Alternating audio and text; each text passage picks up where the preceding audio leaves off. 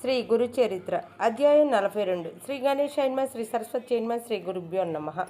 బ్రహ్మదేవుని అంశావతారమైన త్వష్ట వినయశీలి అనే బ్రాహ్మణుని కుమారుడు. అతడు బ్రహ్మచర్య దీక్ష తీసుకుని గురుకులానికి వెళ్ళి విద్యాభ్యాసం చేశాడు. ఒకసారి గురువు గారి నివాసం పాడైపోతే ఆయన గాలికి వానకి నిప్పుకి చెడిపోని ఇల్లు నిర్మించిమని త్వష్టను అడిగాడు. అప్పుడే గురుపత్ని వచ్చి ఎవరూ నెయ్యని గుడ్డతో కత్తిరించి కుట్టగానే చక్కగా సరిపోయే రంగురంగుల రవిక తెమ్మన్నది.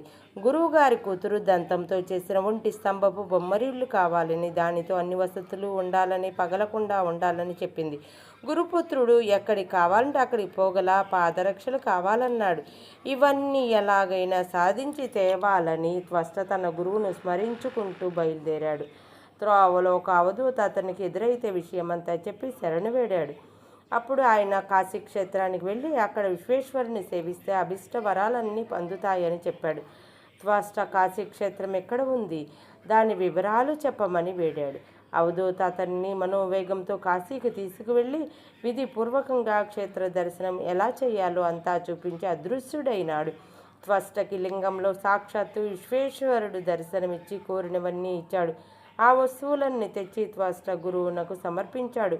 గురువు ఆశీర్వచనంతో అతడు విశ్వకర్మయ్య ప్రఖ్యాతిగాంచాడు.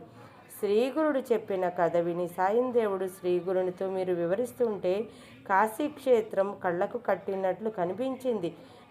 మీరు ఎక్కడుంటే అక్కడే కాశీ అని ఆసువుగా శ్రీగురుని కీర్తిస్తూ స్తోత్రం చేశాడు. దత్తాయ గురువే నమః.